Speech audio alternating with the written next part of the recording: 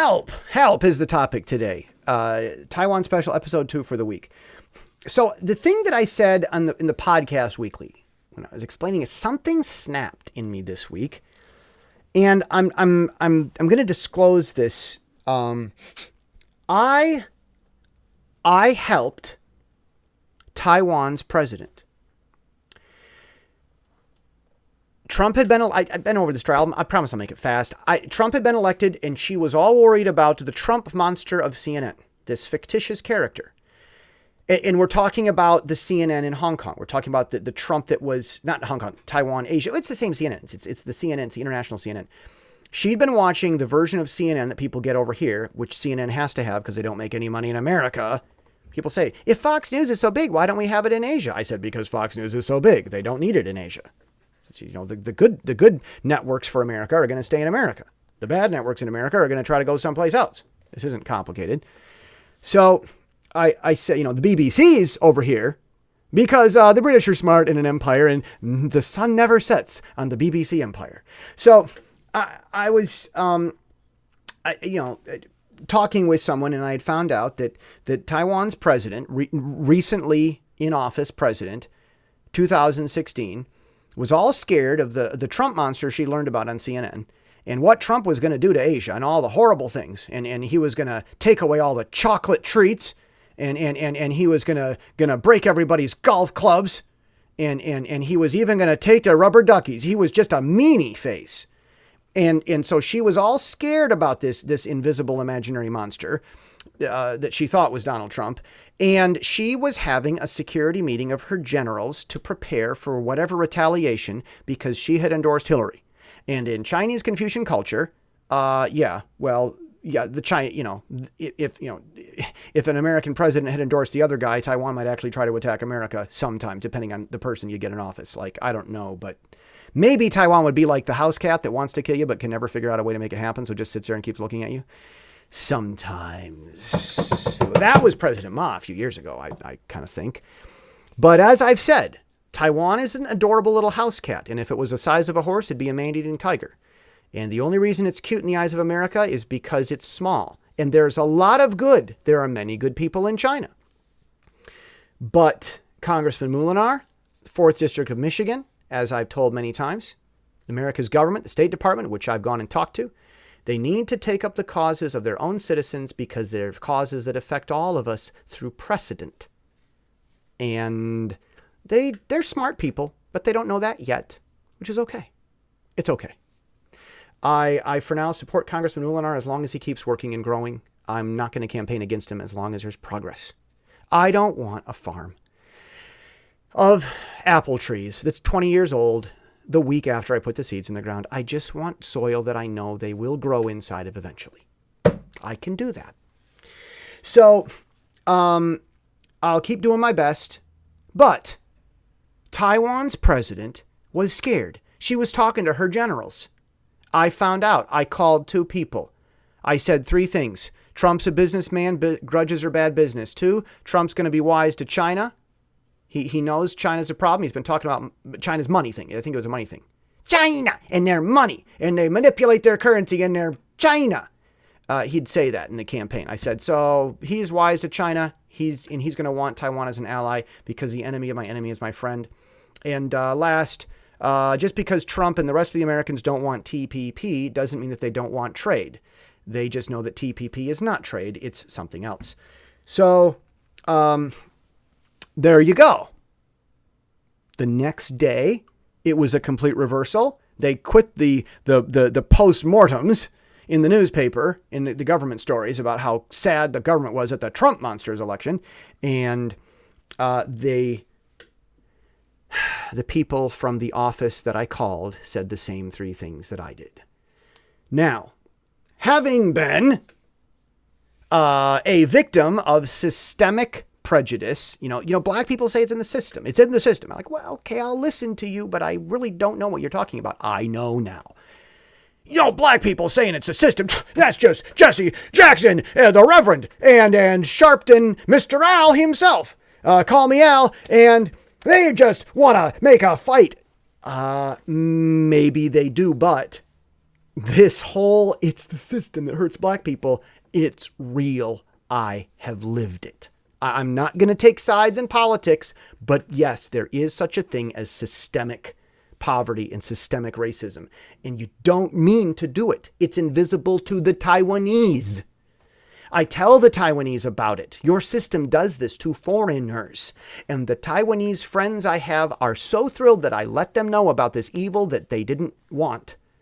And the politicians get mad and want me to stop wasting their time, probably because they want the problem there. Or they're too busy getting to their luncheon where they can bribe people and get millions of dollars from it, which, probably one of the two. So this is the swamp that I'm dealing with over here. Now, after there was that reversal in Taiwan, everything turned around. A month later, Taiwan's president called Trump on Skype to congratulate him. And the two presidents have never had a better relationship. It's a really amazing relationship that they have. I think Trump would have come to visit at least twice were it not for tensions and a need for some sneaky diplomacy with China. I don't think Trump's afraid of China. I think he's trying to not anger them while he's plotting against them. But I have no existential reason to believe that. I'm just guessing. I'm just making my wild guess as the guy who thinks he knows Trump because he predicted Trump's election accurately. So I'm making my guesses. Okay. I asked myself this week, it all snapped. It snapped in my mind this week. Should I have helped Taiwan? I did help Taiwan. I need help surviving. I needed help with residence. So I use that as a basis to apply for permanent residence so that I could save up my money and go home and see my family. But Taiwan's government doesn't care. They wouldn't look at the evidence.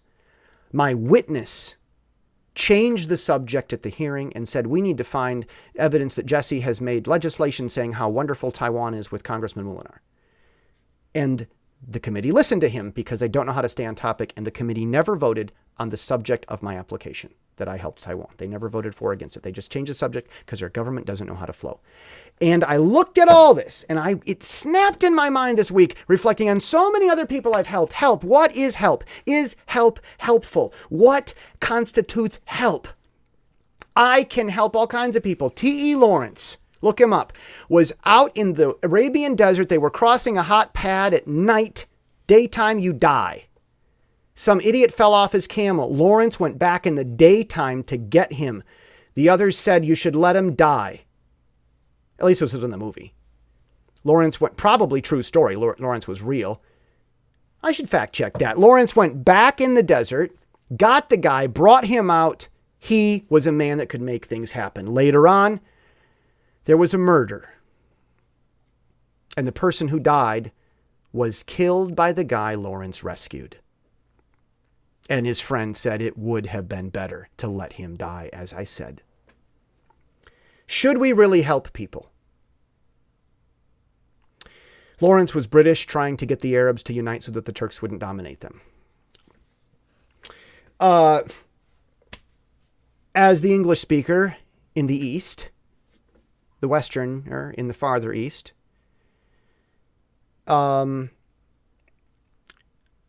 should I have helped Taiwan?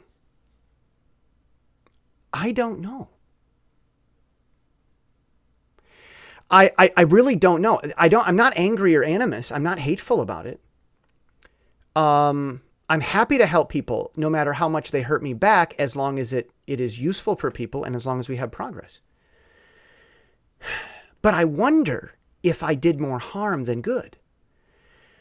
Because of Taiwan's government not running around being afraid of America possibly provoking a conflict and a decay of relations, they have enjoyed a friendship with America that they never could have done on their own. They didn't earn their friendship they had with America. It was given to them free.